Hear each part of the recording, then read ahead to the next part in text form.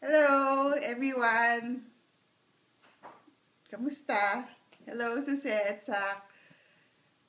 Nabigla naman ako sa iyong request, Suzette. Anyway, of course, gusto kong gawin to because I want to congratulate Zach, for his graduation. Finally, nakapagpatapos din tayo, Suzette. Magkatuwang tayo. No, just kidding. Well, of course, congratulations to the proud mom too.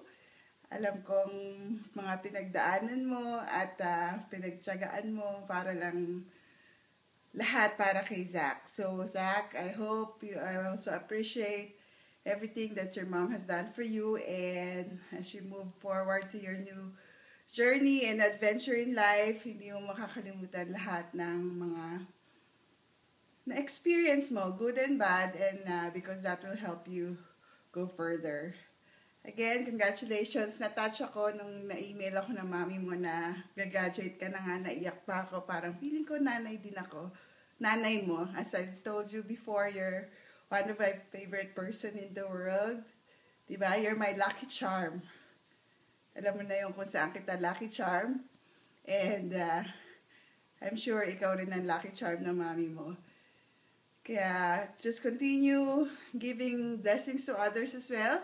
Maging swerte para sa ibang tao and continue your luck and your perseverance. And again, congratulations. And Suzette, congratulations. Tapos na ang gastos mo. Si Zach naman ang gagastos para sa'yo. Anyway, you're welcome to come here to Canada. Kita nyo naman, hindi naman kami masyadong nilalamig. Okay lang kami, cool lang.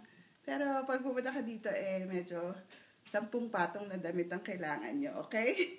Sige, enjoy the evening or afternoon or lunch, whatever you're having right now. And, of course, cheers to Zach. And this also goes with Lito. He's not here right now. He's at work. Hindi kami nagkakasabay ng oras. So, he's sending his congratulations. Same with my children. Regards to everyone. And have a good day. Bye!